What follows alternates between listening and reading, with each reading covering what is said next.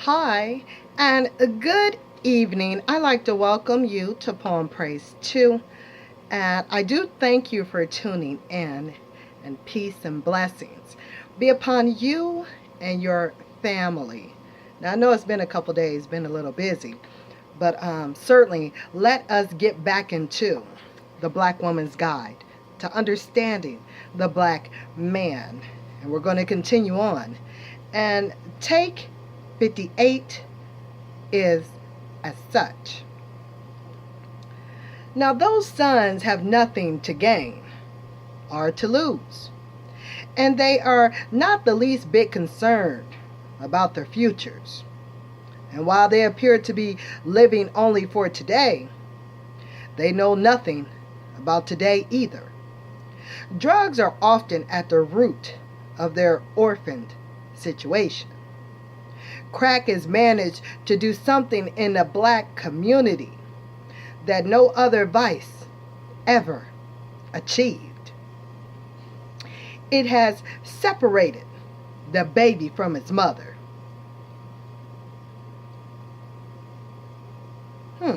I just said that and I thought about it in regards to slavery, in regards to when they took the child from the mother. So instead of actual physical taking, a drug has been incorporated into a community to do the same thing.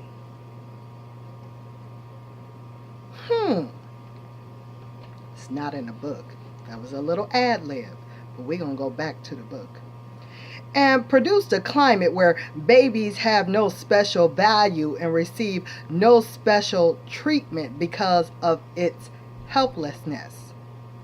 This predicament is a baffling one because it is a new behavioral reaction to the entity which worldwide is generally recognized, protected, and provided for, if at all humanely possible.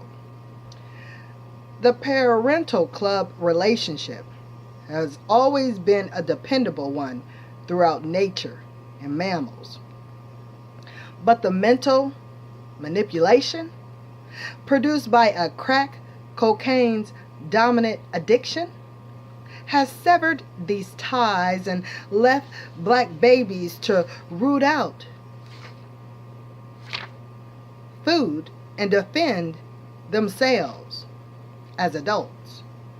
While many of the cherished few receive abundant love, support, protection, attention, food, clothing, and shelter, these are not the boys who represent the problem. It is the ones who were left out, the ones who make up the majority of the youth, who are now rejected and despised because of their objectionable behavior and attitude. The conditions of our black boys is a result of the condition of the black man. They are different degrees of the same problems. Frustration, repeated visibly in each new generation of black males to its lowest expressive form. Now, scientists claim the human body contains between 6 and 40,000 genes with thousands of codes telling the body how to grow and develop. These codes are passed down from each generation from mother and father. Studies in eugenics conclude that every birth is directly impacted on what a newborn is fed. The climate, the house environment, the neighborhood, and other psychodynamics. These external factors determine what the newborn's 5 senses will observe and supplies stimulation for certain emotional reactions. They also establish memories, habits, and opinions. Any hodgepodge mixture of these factors can positively speed up or delay the development of the baby. Any deprivation of what the baby sees, hears, touches, tastes, or smells can cause the baby to be distrustful and confused, and possibly hallucinate straight through adult life. So the black man's son does not just look like him physically, but they have inherited the moral characteristics of his darkest ideas. This, coupled with his woman's hypocritical ideas about manhood, has delivered up his worst nightmares. Disobedient, disrespectful, and simple-minded sons.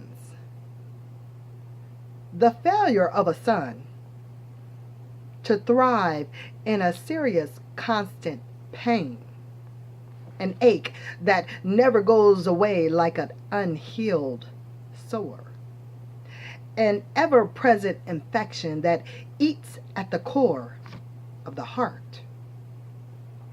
And there is no point in a black man trying to disown his seed. They look just like him because he made them.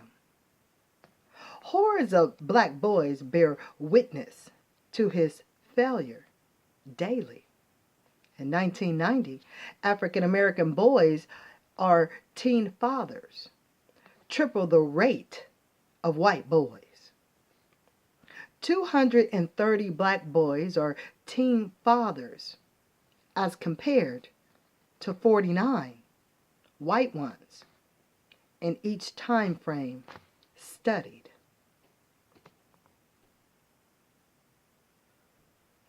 They are impregnating black girls from age 9 to 16 at an alarming rate. Yeah, you heard the age right. I said 9 to 16.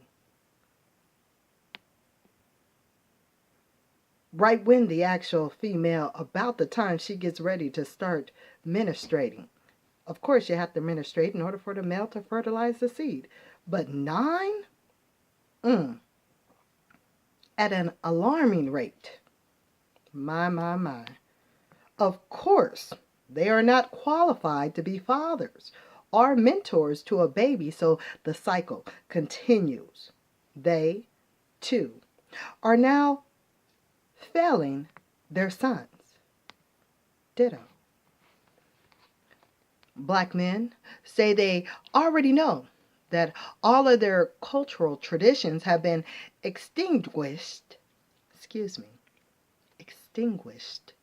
since his forced arrival in America in 1555 as a slave. Having this information has been of no benefit to them.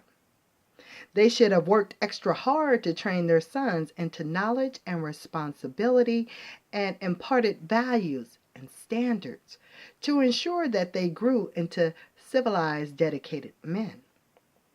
But unfortunately, due to black men's fathering ego and deflated courage, many of today's male teens do not know or have any contact with their biological fathers. These boys have braced themselves against the eternal pain of their father's absence by an external facade of being tough, unfeeling, ruthless, and daring. A relationship of truth and respect between generations must exist to make a transference transference of traditions or values possible. I'm going to reiterate that and repeat that. A relationship of truth and respect between generations must exist to make a transference of traditions or values possible. Today's black teens do not have this frame of reference. It is not their haircuts, it is not their clothes, and it is not their jokes that are the problem. The problem is that, as every black adult fully knows, they are caught up in a circle with no doors or windows leading to the real world outside. And for most of them, even if they do escape, in their present condition, they will be helpless and unneeded because they do not know how to survive. They are trying to protect themselves. They are blind to any pursuit except that of money. To buy the things that advertisers promise and swear will dim the pain and make them feel better about themselves. It has already been pointed out that black mothers, in the absence of black fathers, tend to teach and train the girls and love and spoil the black son. This misdirected expression of extra love is the mother's failed attempt to give the black boy freedom. The freedom she knows black men have been denied in the past, and the opportunity she thinks he needs to become a man. So she replaces the male role model with irresponsible freedom. Freedom to run the streets, forfeit their chores, and learn how to be a man out there. She believes that if unhampered, he will automatically follow his natural instincts and assume the principles of manhood he needs. Just assume it? She erroneously, I'm going to spell that word, Erroneously, believes that the best place for a black boy to learn to be a man is by using his own wits to survive in the streets of America. This is based on an old, lingering jungle ideal of turning the black boy loose in the wilderness, wherein he must survive to be considered a man. Of course, this came after training by male elders of the community and ended with certain commemorative ceremonies associated with this kind of rite of passage. The male ancestors of today's black men implemented levels of rites of passage for the male children in the community.